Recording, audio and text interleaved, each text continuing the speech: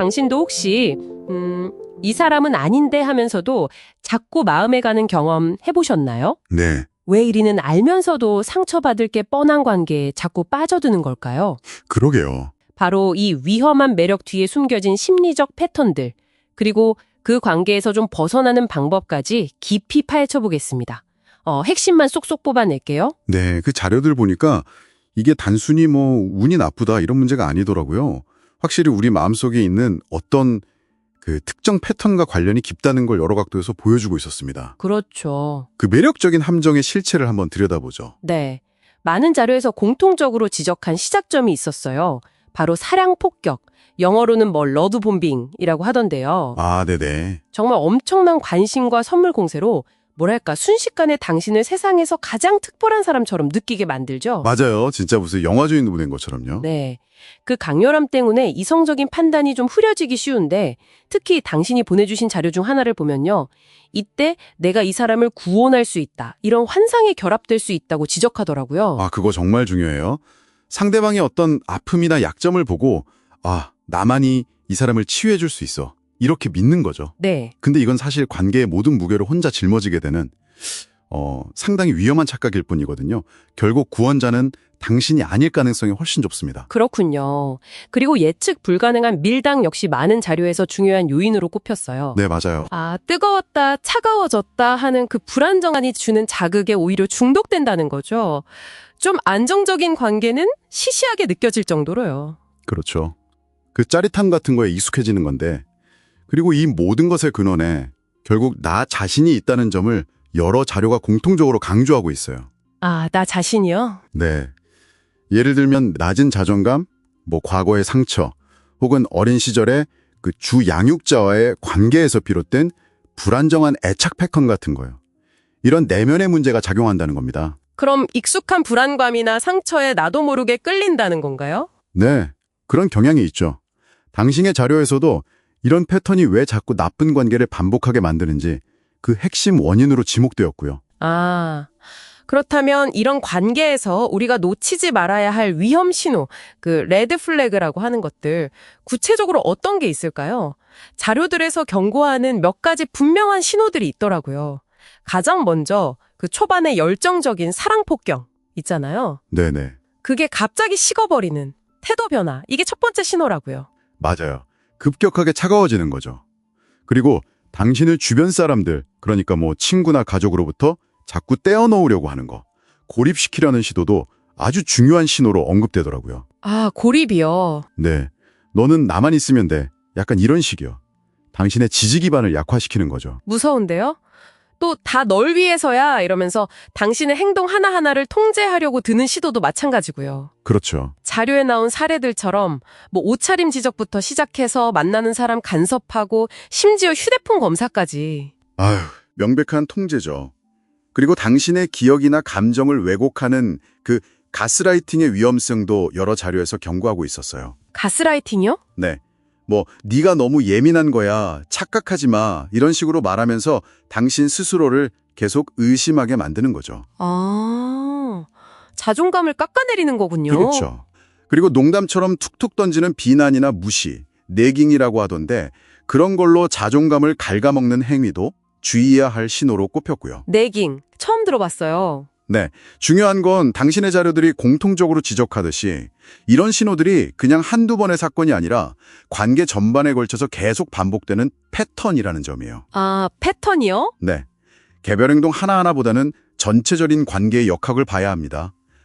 존중이 없다거나 감정 기복이 너무 심하다거나 책임을 자꾸 당신에게 떠넘긴다거나 이런 것들이 복합적으로 나타난다면 더 심각하게 받아들여야 해요. 그런데 왜 이런 관계를 반복하게 되는 걸까요?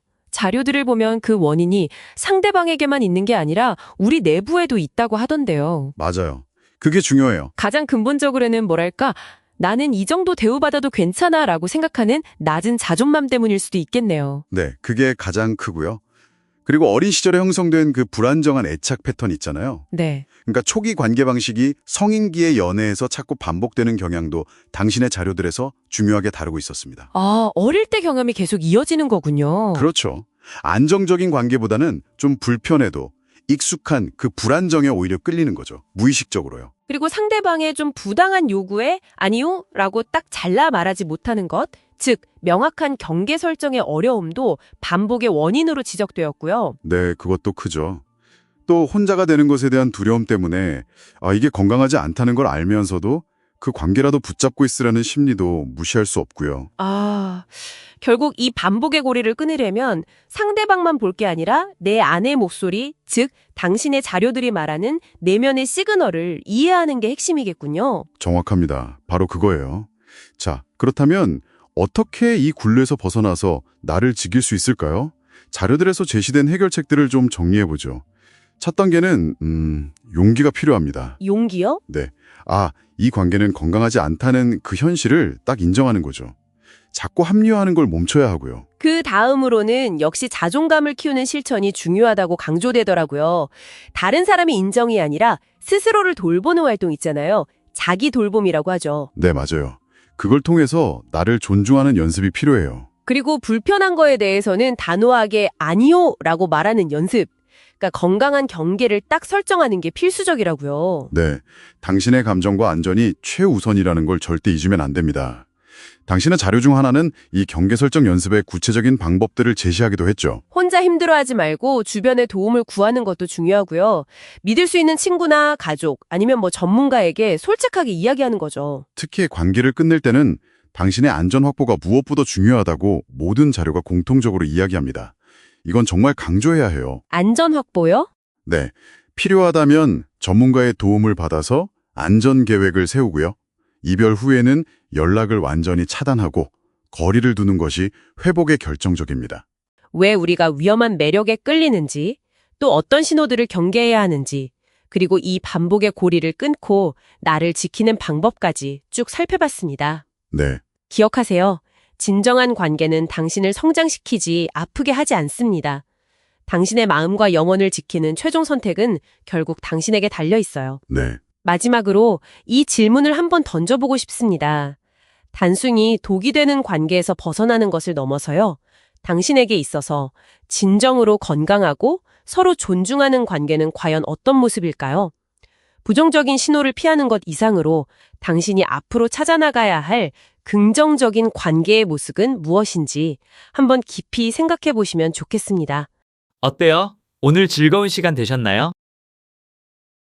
시그널들을 꾸준히 관찰하고 당신의 자존감을 강화하며 명확한 경계를 설정하고 필요하다면 용기 있게 관계를 정리하는 것이 중요합니다. 진정한 사랑은 당신을 성장시키고 행복하게 만들지 결코 갉아먹거나 아프게 하지 않습니다. 당신의 지갑과 미래를 지키는 것뿐만 아니라 당신의 마음과 영혼을 지키는 것은 바로 당신의 몫입니다.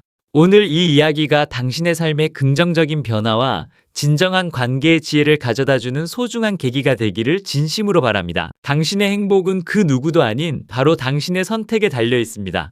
저희 알제리는 다음에 또 재밌는 주제를 가지고 찾아오겠습니다.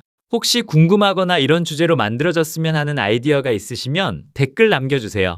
참고하여 제작에 반영하도록 하겠습니다. 오늘 하루도 잘 보내시고 저는 다음에 뵙겠습니다. 안녕히 계세요.